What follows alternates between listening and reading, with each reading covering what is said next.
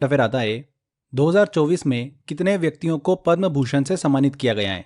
तो फ्रेंड्स इस बार 132 पद्म पुरस्कारों की घोषणा की गई, जिसमें से 5 पद्म विभूषण, 17 पद्म भूषण और 110 पद्मश्री अवार्ड जो है वो दिए गए हैं। ध्यान रखिएगा, वेरी वेरी इंपॉर्टेंट है, 132 पद्म पुरस्कार। यहाँ पर पूछा जा रहा है कितने पद्म भूषण दिए गए, तो 17 व्यक्तियों को पद्म भूषण से सम्मानित किया गया है। सी आंसर सही होगा। अगर आपने ये वीडियो नहीं देखा है तो देख लीजिए, काफ़ी इंपॉर्टेंट है। यहाँ पर देखिए, जल्दी से हम एक बार डिस्कस कर लेते हैं। पद्म विभूषण की बात करें तो 5 व्यक्ति है। वैजयंती माला कला के क्षेत्र से संबंधित हैं। चिरंजीवी, ये भी कला के क्षेत्र से संबंधित हैं। एम वेंकैया नायडू, भारत के पूर्व उपराष्ट्रपति। बिंदेश्वर पाठक, सामाजिक कार्यकर्ता। और पद्मा सुब्रमण्यम, इन 5 व्यक्तियों को पद्म विभूषण से सम्मानित किया गया है। वहीं पर ये 17 व्यक्तियों को पद्म भूषण से सम्मानित किया गया है। अगर हम इनमें देखिए कुछ इंपॉर्टेंट डिस्कस करें तो 5 वेरी वेरी इंपॉर्टेंट है। प्यारेलाल शर्मा, एम फातिमा बीबी, मिथुन चक्रवर्ती, उषा उदुप और सीताराम जिंदल। ये 5 ऐसे व्यक्ति हैं जो काफ़ी इंपॉर्टेंट है। एग्जाम में क्वेश्चन इनसे पूछा जा सकता है। वहीं पर ये 110 पद्मश्री अवार्ड जो है वो घोषित किए गए। उनमें सबसे इंपॉर्टेंट अगर हम डिस्कस करें तो पार्वती बरुआ हैं, जो कि भारत की पहली महिला महावत हैं, इसलिए काफ़ी इंपॉर्टेंट हो जाता है।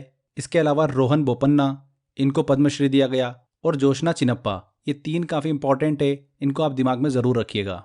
यहाँ पर पद्म भूषण पूछा जा रहा है तो 17 व्यक्तियों को पद्म भूषण से सम्मानित किया गया। अगला क्वेश्चन लेते हैं। सशस्त्र सीमा बल एसएसबी का महानिदेशक किसे नियुक्त किया गया है।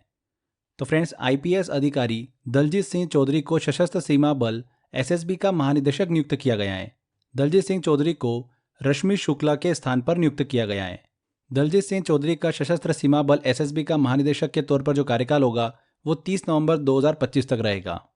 यहाँ पर हम एसएसबी की बात कर रहे हैं तो भारत का एक अर्धसैनिक बल है जो कि नेपाल, भूटान के साथ साथ भारत की सीमाओं की रक्षा करता है। इसकी स्थापना कब हुई थी? 1963 में इसकी स्थापना हुई थी। ध्यान रखिएगा इस चीज़ को। देखिए फ्रेंड्स, हाल ही में अभी सीआईएसएफ, आईटीबीपी और सीआरपीएफ के महानिदेशक भी नियुक्त किए गए हैं, तो उनका नाम भी दिमाग में रखिएगा। सीआईएसएफ के महानिदेशक कौन है? नीना सिंह हैं। आईटीबीपी के महानिदेशक कौन है?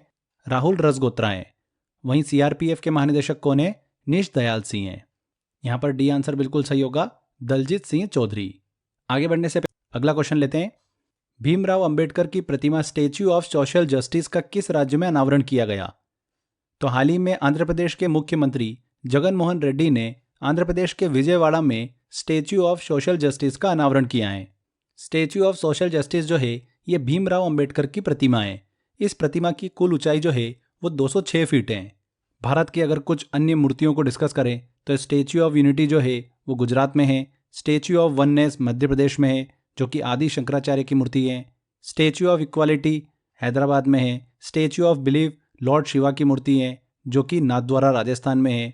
स्टैच्यू ऑफ प्रॉस्पेरिटी कर्नाटका में है। और स्टैच्यू ऑफ पीस जो है ये राजस्थान में है। तो इन चीज़ों को भी ध्यान रखिएगा। चलिए अगला क्वेश्चन लेते हैं। हाल ही में भारत रत्न किसे प्रदान किया गया है? वेरी वेरी इंपॉर्टेंट क्वेश्चन है। केंद्र सरकार ने बिहार के पूर्व मुख्यमंत्री कर्पूरी ठाकुर को मरणोपरांत देश का सर्वोच्च सम्मान भारत रत्न दिए जाने का ऐलान किया है। कर्पूरी ठाकुर जो है भारत रत्न प्राप्त करने वाले 49वें व्यक्ति बने हैं। कर्पूरी ठाकुर को ये सम्मान जो है भारतीय राजनीति में सामाजिक न्याय क्षेत्र में दिए गए उनके योगदान के लिए दिया गया है। कर्पूरी ठाकुर जो थे ये देखिए बिहार के 2 बार मुख्यमंत्री रहे, 1970 में और 1977 में। हाल ही में इन्हें भारत रत्न से सम्मानित किया है। भारत रत्न जो है भारत का सर्वोच्च नागरिक सम्मान है, जिसकी शुरुआत कब हुई थी? 1954 में हुई थी। चलिए आगे बढ़ते हैं, अगला क्वेश्चन लेते हैं। अयोध्या में स्थापित होने वाली भगवान राम की मूर्ति किसके द्वारा बनाई गई है? वेरी वेरी इंपॉर्टेंट क्वेश्चन है। आने वाली एग्जाम में देखिए क्वेश्चन पूछा जा सकता है आपसे। अयोध्या में भगवान राम की मूर्ति जो है वो देखिए स्थापित की गई, और इस मूर्ति का निर्माण जो है कर्नाटक के प्रसिद्ध मूर्तिकार हैं अरुण योगीराज, उन्होंने देखिए इस मूर्ति को बनाया है। राम भगवान की ये जो मूर्ति है इसकी कुल ऊंचाई 51 इंच है, 4.25 फीट के आसपास।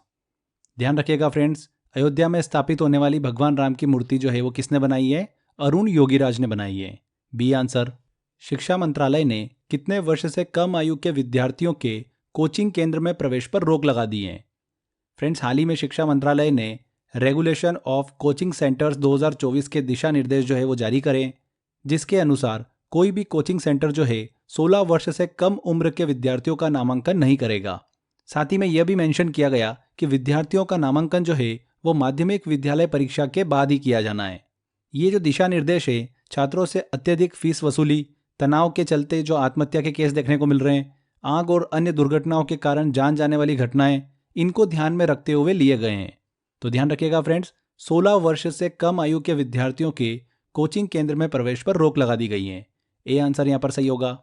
नेक्स्ट क्वेश्चन आता है, प्रधानमंत्री नरेंद्र मोदी ने सौर ऊर्जा को बढ़ावा देने के लिए किस योजना की घोषणा करी है? तो 22 जनवरी को प्रधानमंत्री द्वारा सूर्योदय योजना की घोषणा की गई है। यहां पर सी आंसर बिल्कुल सही होगा। इस योजना के तहत देश में 1 करोड़ घरों की छत पर सौर ऊर्जा पैनल जो है वो लगाए जाएंगे। इस योजना का मुख्य उद्देश्य क्या है? गरीबों और मध्यम वर्ग के बिजली बिल को कम करना, साथ ही साथ भारत को ऊर्जा के क्षेत्र में आत्मनिर्भर बनाना है। ध्यान रखिएगा, प्रधानमंत्री सूर्योदय योजना, सी आंसर। भारत का पहला स्वदेशी रूप से विकसित हेपेटाइटिस ए वैक्सीन का क्या नाम है? तो फ्रेंड्स, हैदराबाद में भारत का पहला स्वदेशी रूप से विकसित हेपेटाइटिस ए वैक्सीन हैविश्योर को लॉन्च किया गया है। वैक्सीन हैविश्योर को हैदराबाद के इंडियन इम्यूनोलॉजिकल्स लिमिटेड द्वारा विकसित किया गया है। हेपेटाइटिस ए की बात कर रहे हैं हम, तो ये एक वायरल संक्रमण है जो मुख्य रूप से दूषित भोजन या फिर पानी के सेवन से होता है। हेपेटाइटिस के कारण जो हमारे शरीर का अंग प्रभावित होता है वो कौन सा होता है? लीवर होता है। ध्यान रखिएगा, हैदराबाद में भारत का पहला स्वदेशी रूप से विकसित हेपेटाइटिस ए वैक्सीन हैविश्योर को लॉन्च किया गया है। ए आंसर सही होगा। किस राज्य में गोल मेला महोत्सव मनाया जाता है? तो फ्रेंड्स, हाल ही में देखिए गोल मेला महोत्सव जो है ये जम्मू कश्मीर में सेलिब्रेट किया गया। जम्मू कश्मीर के उधमपुर जिले में स्थित जगन्नाथ मंदिर में गोल मेला जो है वो आयोजित किया जाता है। गोल मेला जम्मू कश्मीर राज्य का सांस्कृतिक और धार्मिक उत्सव है। गोल मेले का आयोजन जो है हर वर्ष 2 बार किया जाता है। ध्यान रखिएगा, गोल मेला किस राज्य से संबंधित हैं? जम्मू कश्मीर से संबंधित हैं।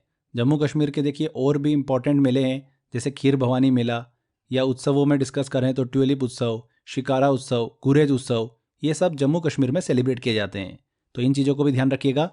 चलिए नेक्स्ट क्वेश्चन लेते हैं।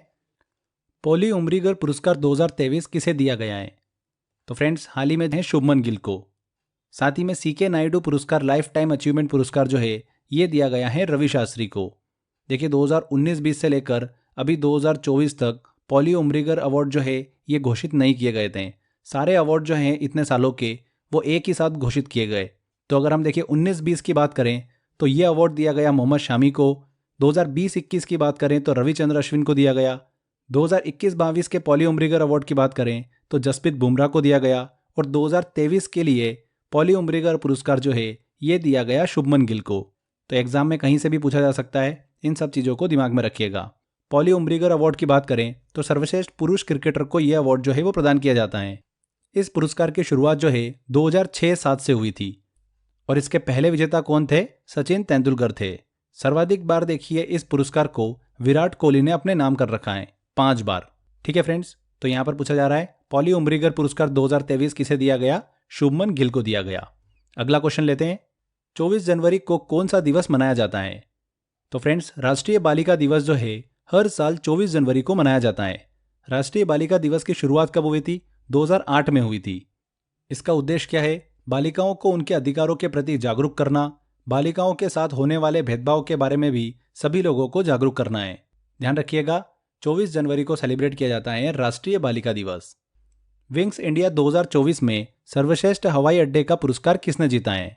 तो फ्रेंड्स, हाल ही में केंद्रीय नागरिक उड्डयन मंत्री ज्योतिरादित्य सिंधिया ने विंग्स इंडिया अवार्ड 2024 जो है वो प्रदान किए, जिसमें सर्वश्रेष्ठ हवाई अड्डे का पुरस्कार बेंगलुरु और दिल्ली हवाई अड्डों को संयुक्त रूप से दिया गया है। साथ ही में विस्तारा टाटा एयरलाइंस लिमिटेड को वर्ष की सर्वश्रेष्ठ एयरलाइन का पुरस्कार भी दिया गया है। तो यहां पर देखिए दिल्ली हवाई अड्डा, ए आंसर बिल्कुल सही होगा। अगला क्वेश्चन आता है, 23 जनवरी को किसके सम्मान में पराक्रम दिवस मनाया जाता है? तो पराक्रम दिवस जो है ये नेताजी सुभाष चंद्र बोस के जन्म दिवस के अवसर पर मनाया जाता है। पराल किला परिसर में सुभाष चंद्र बोस संग्रहालय स्थित है, जिसका उद्घाटन 2019 में प्रधानमंत्री नरेंद्र मोदी ने ही किया था। ध्यान रखिएगा, पराक्रम दिवस जो है ये नेताजी सुभाष चंद्र बोस के जन्म दिवस के अवसर पर मनाया जाता है। कब मनाया जाता है? 23 जनवरी को मनाया जाता है। आदित्य विजय ब्राह्मण को मरणोपरांत वीरता के लिए प्रधानमंत्री राष्ट्रीय बाल पुरस्कार 2024 दिया गया। आदित्य विजय ब्राह्मण का संबंध किस राज्य से है? तो फ्रेंड्स, हाल ही में 19 बच्चों को असाधारण उपलब्धियों के लिए प्रधानमंत्री राष्ट्रीय बाल पुरस्कार 2024 जो है वो प्रदान किए गए हैं। इस वर्ष महाराष्ट्र के आदित्य विजय ब्राह्मण को मरणोपरांत वीरता के लिए प्रधानमंत्री राष्ट्रीय बाल पुरस्कार 2024 प्रदान किया गया है। 2024 में कुल 19 बच्चों को प्रधानमंत्री राष्ट्रीय बाल पुरस्कार 2024 दिया गया, जिसमें से 9 लड़के हैं और 10 लड़कियां शामिल हैं। प्रधानमंत्री राष्ट्रीय बाल पुरस्कारों की बात करें तो 5 से 18 वर्ष की आयु के बच्चों को ये पुरस्कार दिया जाता है। ये बच्चों के लिए भारत का सर्वोच्च नागरिक सम्मान है। इसकी शुरुआत 2018 में हुई थी। ये पुरस्कार जो है उन्हें बहादुरी, कला और संस्कृति, पर्यावरण, नवाचार, विज्ञान और प्रौद्योगिकी या फिर समाज सेवा और खेल के क्षेत्र में दिया जाता है। तो वीरता के लिए देखिए फ्रेंड्स, किसे दिया गया है? आदित्य विजय ब्राह्मणे को। किस राज्य से बिलोंग करते हैं ये? महाराष्ट्र से। C answer. हाल ही में किस देश की फारसी भाषा को नई शिक्षा नीति 2020 के तहत शास्त्रीय भाषा का दर्जा देने की घोषणा की गई है? हाल ही में विदेश मंत्री एस जयशंकर ने नई शिक्षा नीति 2020 के तहत फारसी भाषा को शास्त्रीय भाषा के रूप में शामिल करने की घोषणा करी है। फारसी भाषा एक इंडो यूरोपीय भाषा है। यह मुख्य रूप से ईरान में रहने वाले फारसी लोगों द्वारा बोली जाती हैं। फारसी भाषा को शास्त्रीय भाषा का दर्जा देने का उद्देश्य क्या है? भारत और ईरान के बीच सांस्कृतिक संबंधों को गहरा करना। अगर हम शास्त्रीय भाषा की बात करें तो ऐसी भाषा होती है जिसका कम से कम 1500 से लेकर 2000 वर्ष पुराना इतिहास होता है, या फिर इसका उपयोग साहित्य या ग्रंथों में किया जाता है। हमारे संविधान के अनुसूची 8 में 6 भाषाओं को शास्त्रीय भाषा का दर्जा दिया गया है। वर्ष 2004 में तमिल भाषा को सबसे पहले भारत में शास्त्रीय भाषा का दर्जा दिया गया था। तमिल भाषा मुख्य रूप से दक्षिणी भारत और श्रीलंका में बोली जाती हैं। बाद में 2005 में संस्कृत भाषा को इसमें शामिल किया गया, 2008 में कन्नड़ और तेलुगु भाषा को, 2013 में मलयालम भाषा और 2014 में उड़िया भाषा को शास्त्रीय भाषा का दर्जा दिया गया था। और हाल ही में ही अभी फारसी भाषा को शास्त्रीय भाषा का दर्जा देने की घोषणा की गई है। तो क्वेश्चन यही पूछा जा रहा है, किस देश की फारसी भाषा को नई शिक्षा नीति 2020 के तहत शास्त्रीय भाषा का दर्जा देने की घोषणा की गई है? ईरान की। A answer. वर्ष 2023 के लिए ICC mains T20 cricketer of the year का पुरस्कार किसे दिया गया है? सूर्य कुमार यादव, उनको लगातार दूसरी बार आईसीसी ने T20 player of the year का अवार्ड दिया है। तो यहाँ पर डी आंसर बिल्कुल सही होगा, सूर्य कुमार यादव। वहीं महिलाओं में बात करें तो women's T20 cricketer of the year 2023 का पुरस्कार दिया गया वेस्ट इंडीज की हेली मैथ्यूज को। इसी के साथ साथ 2023 के लिए ICC men's ODI cricketer of the year की भी घोषणा की गई और वो अवार्ड जीता है विराट कोहली ने। तो ये दोनों चीज़ें ध्यान रखिएगा। 2023 में T20 cricketer of the year चुना गया सूर्य कुमार यादव को और ODI cricketer of the year चुना गया विराट कोहली को। ठीक है, चलिए अगला क्वेश्चन लेते हैं। जनवरी 2024 में किस राज्य में ऑरेंज उत्सव का आयोजन किया गया? तो कहाँ पर आयोजन किया गया ऑरेंज उत्सव का? नागालैंड में। ऑरेंज फेस्टिवल के आयोजन का मुख्य उद्देश्य क्या है? राज्य में ऑरेंज की खेती को बढ़ावा देना। ध्यान रखिएगा, ऑरेंज उत्सव का आयोजन कहाँ पर किया गया 2024 में? नागालैंड में। किस राज्य में कानुमा त्यौहार मनाया जाता है? देखिए फ्रेंड्स, कानुमा त्यौहार जो है ये तेलंगाना राज्य में सेलिब्रेट किया जाता है। ये त्यौहार जो है ये पशुओं से संबंधित है। इस त्यौहार के अवसर पर राज्य के लोग मवेशियों और कृषि उपकरणों की पूजा करते हैं।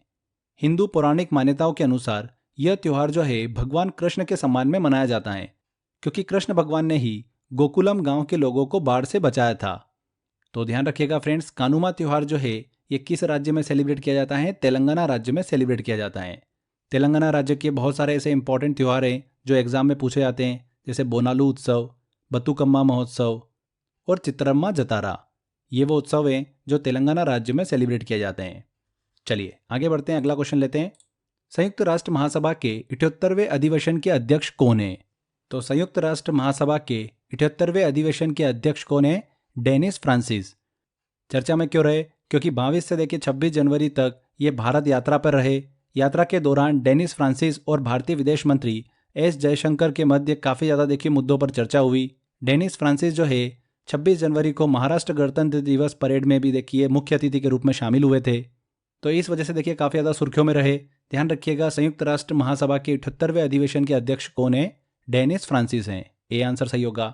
यहाँ पर हमने संयुक्त राष्ट्र महासभा की बात करी, जो कि संयुक्त राष्ट्र के देखिए अलग अलग अंग का एक हिस्सा है।